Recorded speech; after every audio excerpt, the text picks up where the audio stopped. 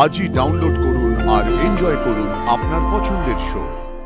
আশি, তুমি সেবার আমায় জিজ্ঞেস করেছিলে যে রিতমের মধ্যে কোনো সমস্যা আছে কিনা। আমি ব্যাপারটা এড়িয়ে গেছি, কিন্তু এখন আমার মনে হচ্ছে যে ওর মধ্যে সত্যি কোনো গন্ডগোল আছে। তোমাদের সবার কি মাথার গন্ডগোল আছে নাকি? বলা নেই, ক নেই, ফুলসজ্জা। এই শোনো, তোমাদের কারুর কোনো কাজ নাই থাকতে পারে, কিন্তু আমার আছে গো। আমাকে অফিস বেরোতে হবে। I have to go. যাবো বললেই তো যেতে দেওয়া হবে না রিতম দা। আমি অনেকদিন ধরেই দেখছি, কিচ্ছু বলিনি। কিন্তু বিয়ে করে নতুন বউ এনেছো বাড়িতে, অথচ রাতের পর রাত তুমি বাড়িতে থাকছো না।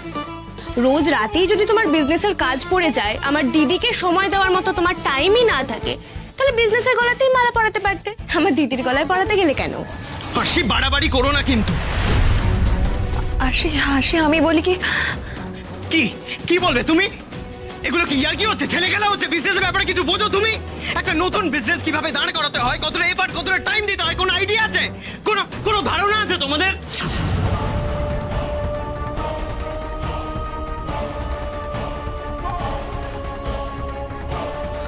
আর বিয়ে করে সংসার পাতার পর বুঝি কোনো এফর্ট দিতে নেই? আর সে তোমার এই অবান্তর প্রশ্নের উত্তর দিতে কিন্তু আমি বাধ্য নই। আমাকে বেরোতে হবে, তার আগে মাথা গরম করিও না। সরো, যেতে যাও। আগে তোমার আর দিদির ফুলসজ্জা হবে, তারপরই তুমি এই ঘর থেকে বেরোতে পারবে, তার আগে নয়। আশি ওকে যেতে দে, ওর যদি সত্যি কোনো কাজ থাকে। এই তুই চুপ কর তো, ছেড়ে দিয়ে আজ এই অবস্থা হয়েছে। রিতম দা, একটা রাত নিজের বউয়ের সাথে থাকতে পারবে না? কোনো অজুহাত শুনবো না রিতম দা। আজ তুমি কোথাও যাবে না, ব্যাস। তোমরা বুঝতে কেন পারছো না? আমাকে অফিসে বেরোতে হবে। সরো এখান থেকে। এরকম ছটফট করছে কেন রিতম দা? ব্যাপারটা তো খুবই অস্বাভাবিক লাগছে। তাহলে কি আমার সন্দেহটাই ঠিক? কোনো গন্ডগোল আছে এর মধ্যে? না হলে ভালোবাসার মানুষকে ফুলসজ্জার সাজে সেজে থাকতে দেখেও একটা মানুষ বাইরে যাওয়ার জন্য মরিয়া হয়ে উঠবে কেন? তাছাড়া দিদিকে তো ভালো করে দেখলোই না। কি হলো নাকি? শুনতে পাচ্ছ না? বলছি তো, সরো। কি হচ্ছে এটা? কি রে রিতম, তুই এভাবে চিৎকার করছিস কেন? ড্রয়িং রুম থেকে তোর গলার আওয়াজ শোনা যাচ্ছে। ব্যাপারটা কি? কেন চিৎকার করছিস সেটা তোর বউকে জিজ্ঞেস কর। আমি অফিসে বেরোবো, তখনই আমাকে ধরে নিয়ে এসে খাট সাজিয়ে বললো নাকি আমাকে ফুলসজ্জা করতে হবে। ফুলসজ্জা?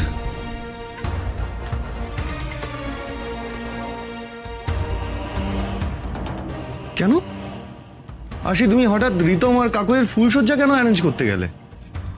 দূরত্ব কমানোর জন্য স্যার। কয়েকটা মাস হয়ে গেল ওদের বিয়ে হয়েছে, কিন্তু বিয়ের পর একদিনও রিতমদা রাতে বাড়িতে থাকে না।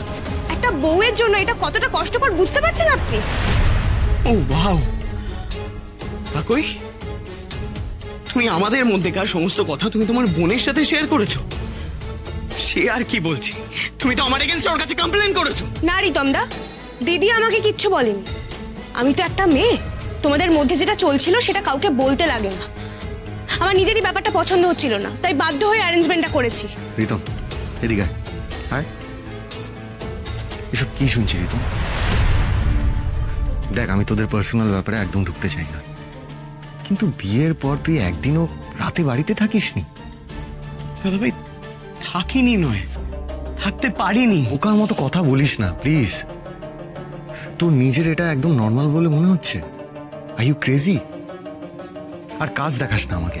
কাজ আমিও করি, আমি শিল্পী মানুষ। প্রায় প্রতিদিন আমাকে বাইরে থাকতে হয়। অর্ধেক দিন আমি বাড়ি ফিরতে পারি না, আউটডোরে যেতে হয়, বিভিন্ন জায়গায় যেতে হয় আমাকে। কিন্তু তাই বলে ভালোবাসার মানুষকে সময় দেওয়া যায় না, এটা জাস্ট আমি মানতে পারবো না। দাদা ভাই, তোর কাজের প্যাটার্ন আর আমার কাজের প্যাটার্ন তো আলাদা।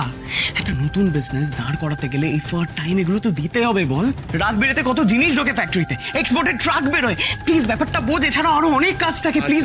ঠিক আছে তুই শান্ত হ, কিন্তু তাই বলে তুই কাকুইকে সময় দিতে পারবি না, এটা জাস্ট কোনো যুক্তি হতে পারে না। This is not done Ritam. দাদা ভাই, উচিত অনুচিত এটা নিয়ে তর্ক করার সময় আমার কাছে নেই। অফিস থেকে ফোন এসে গেছে, একজন ক্লায়েন্ট আমার জন্য বসে আছে, আমার সাথে তার মিটিং রয়েছে, আমাকে যেতে হবে অফিসে। আচ্ছা একটা কথা বলো তো রিতমদা, তোমার ক্লায়েন্টও কি তোমার মতো নিশাচর? হ্যাঁ তাই, ধরে নাও তাই। আর সমস্ত মিটিং আমার রাতেই হয়। তোমার কোনো প্রবলেম আছে? হ্যাঁ প্রবলেম আছে, সবকিছুর একটা নিয়ম থাকে, আর এই বাড়িতে থাকতে গেলে। ও ওয়াও ওয়াও ওয়াও, তার মানে তোমরা বলতে চাইছো এই বাড়িতে থাকতে গেলে আমার অফিসের মিটিং সবকিছু তোমাকে জিজ্ঞেস করে করতে হবে?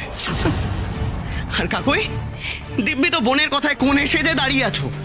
বরে মান মান সম্মান নিয়ে ভাবনা চিন্তা নেই না তোমার? এতই যদি আমাকে পাওয়ার শখ, আর একটুখানি অপেক্ষা করতে তোমার কি সমস্যা? আমি কি পালিয়ে যাচ্ছি? কাজটাকে সামলাতে দাও না, তারপর তো আমি আছি তোমার জন্য। আমি আমি আমি কিছু একদম ন্যাকামো করবে না কিন্তু, বলে দিচ্ছি। একটা কথা বলছি, কান খুলে শুনে নাও। তোমার ওই বোন আমার আর আমার বিজনেসের মাঝে যদি আর একবারও ঢোকে, আমি কিন্তু তোমাকে সোজা এখান থেকে তুলবো, তুলে টাকিতে বাপের বাড়িতে গিয়ে রেখে আসবো। প্রীতম, একদম বাড়াবাড়ি করিস না। তোর সাহস কি করে হলো? তুই আমাদের সকলের সামনে দাঁড়িয়ে কাকুইকে হুমকি দিচ্ছিস? হুমকি তো দিইনি দাদা ভাই, আমি ওকে ওয়ার্নিং দিচ্ছি।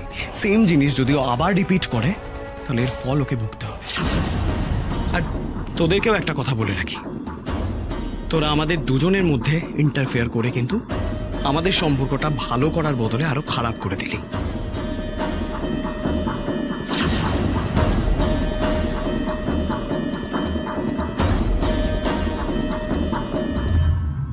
ভুল করলাম, খুব বড় ভুল করে ফেললাম। কাকই, একদম কাঁদবে না, তুমি কোনো ভুল করনি। কেন কাঁদছো তুমি? স্যার একটু বাইরে আসবেন?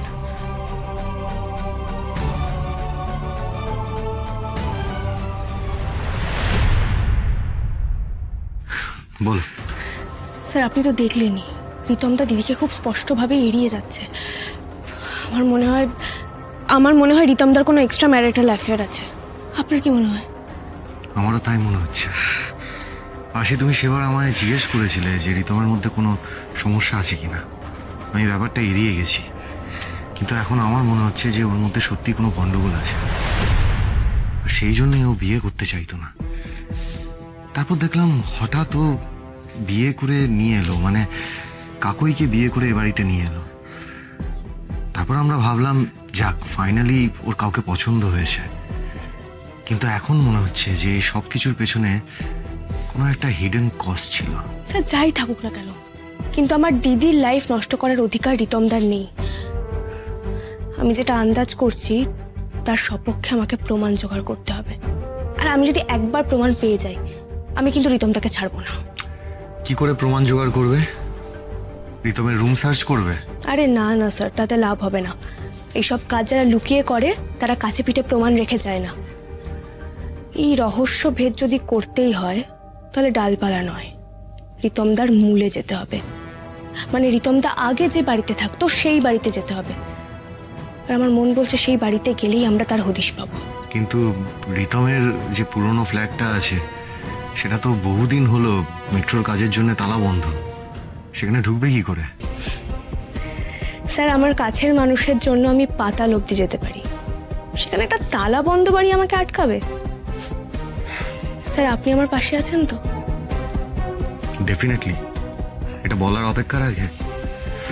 তোমাকে আমি কোথাও একা ছাড়ছি না।